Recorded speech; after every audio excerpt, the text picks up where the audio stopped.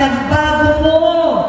Itsura, pagsasalita, takbo ng pag-isip. Minsan, napapatanong ako sa sarili ko, ikaw pa ba yan? Si Bongbong ba talaga yung nakikita ko? Pero magandang araw po sa inyo mga banateras. Ako po si Banat Girl. Ito po mga banateras, panoorin natin ito at sabay-sabay po tayong mag-react sa comment section. Alright, panoorin na po natin ito mga banateras. Mag-comment po kayo sa comment section at huwag po ninyong kalimutan mag-subscribe, i-like at i-share ang ating video. I am not Filipino for nothing. Mahalin po natin ang Pilipinas. Ito na po.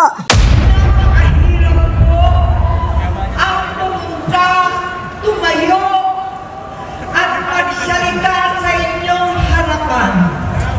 Pero noon pa man, alam ko walang madali kapag ikaw ay Marcos. Nanginginig ako at ang aking boses, hindi dahil ako'y natatakot sa inyo, kundi dahil nalulungkot po ako. Ipagpaumanhin ninyo sa gitna ng pagsasalita ko, ako'y hihinto, hihinga dahil sa bigat ng aking kalooban. Pero hindi yan ang dapat kong ihingi ng paumanhin. Hindi yan ang kasalanan ko sa bayan na dapat ihingi ko ng tawad. Narito po ako dahil sa tawag ng Iglesia ni Cristo para sa transparency, accountability at hustisya. At dahil sa tawag ng sarili kong konsensya, bilang senador, bilang kapatid, bilang Pilipino, bata pa lang kami ni Bongbong. Alam na ng buong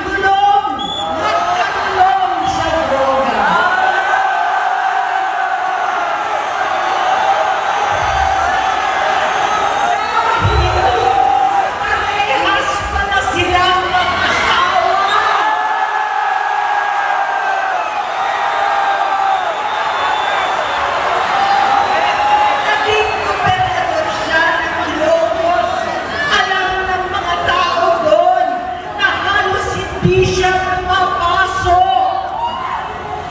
Tuwing kukumprontahin ko siya, ay nagsasabi siyang magbabago na siya, aalisin na niya ang bisyo.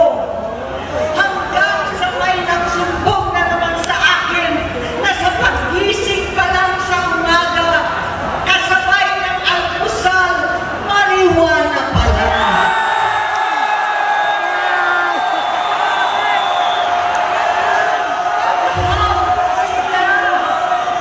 Lahat sila nagiinuman at gumagamit ng cocaine. Kasama ng asawa at barkada. Tulad ng ama ko, kinastigo ko ang mga barkada niya. Ang nasirang si Bong Dasa, si Edwin Cruz, Inigo, Tony Boy, Sam Anton, alam po ninyo yan. Paano nagre-resign na sa takot ang mga pulis nila at staff dahil sa lumalalang bisyo? Inayos ko sila dahil gusto niyang ituwid ang buhay niya. Gusto niyang mag-vice-presidente. Hindi siya pinalad at lalo nagkaroon ng oras para sa bisyo. Simula noon, naging malabo sa amin ang lahat. Kaysa mag-away, bigla na lamang lumayo ang loob namin sa isa't isa. Noong 2016, kasabay ng kampanya ni dating Pangulong Duterte laban sa droga, lumabas ang pangalan ni Bongbong sa listahan. Nakasama siya sa listahan ng mga celebrities, mga artista, Maricel Soriano at iba pa. Masinsinan kong kinausap si Pangulong Rodi. Halos manikluhod ako. Sinabi ko ayon sa kapulisan, dapat unahin, usigin ang mga pusher at saka na lamang sagipin ang mga user. Naligtas si Bongbong. Labis ang takot ko at pag-aalala. Kinausap ko siya at nagsabi siyang talagang siya ay nagbabago na. Muli at lagi, hindi ako nawalan ng pag-asa.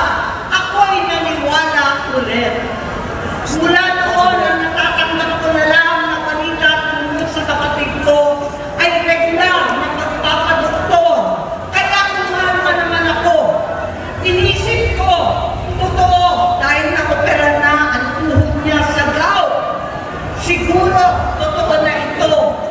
Hanggang nito, nalaman ko na tuloy ang paggamit niya sa mga party na garapalan ng hahain ng droga. Pinagmamalaki pa ng mag-asawang kayang-kaya nila ang microdosing ng cocaine. Hati-hatiin daw para 4 na beses sa isang araw. Hindi mabibisto. Ang pagpapadoktor, pinalabas nila ang pag-stem cell. Nagpapalitan ng dugo, nagpapa-blood transfusion. Kayang-kaya raw. Hindi ko maintindihan ang pinagsasabi.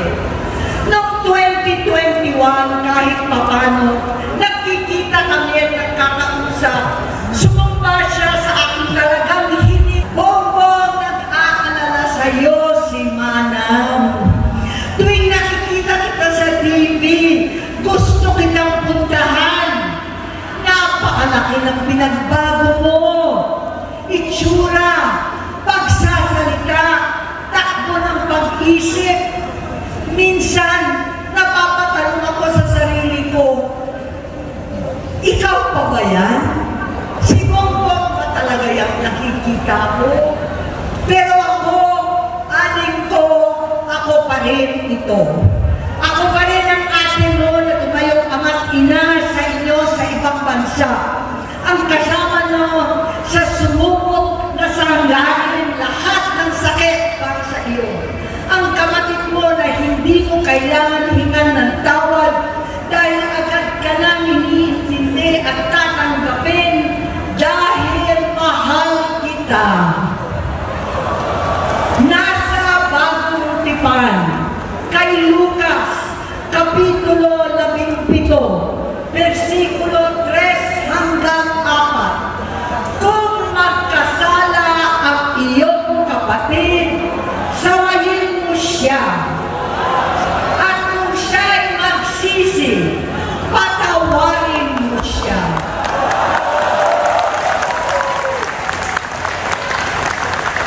Tama na, ading ko. Tapusin mo na ang paghihirap mo at ng bayan. Gaya kung umalis tayo sa palasyo, kaya mo pa rin hawakan ang iyong kamay, huwag kang matakot.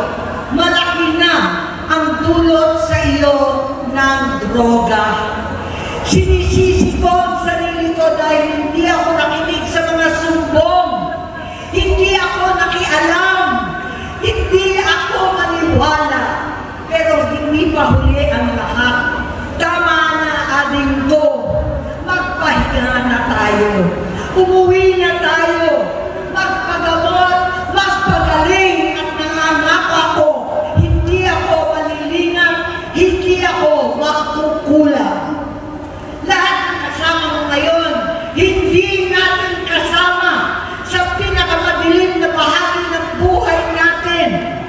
Kasama mo sila ngayon dahil nasa taas ka pa. Ako at ang ating mga tunay na kapatid dito sa Luneta ang kasama mo kahit magdilim ulit ang lahat. Talikuran mo ang iniisip at ibinubulong nilang ambisyon. Unahin na natin ang kalusugan mo dahil sa adiksyon na bigyan mo ng malubhang karamdaman ang buong bansang Pilipino. Matatanda na tayo, sakitan na si Mami, alagaan na lang natin ang isa't isa.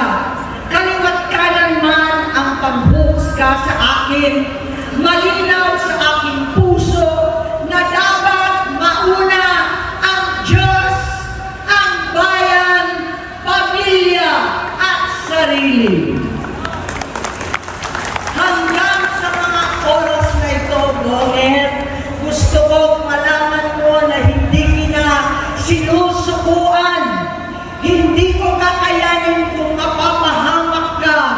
Kaya hinihingi ko na tayo'y umuwi na, mamahinga, alam sa iyong kalusugan.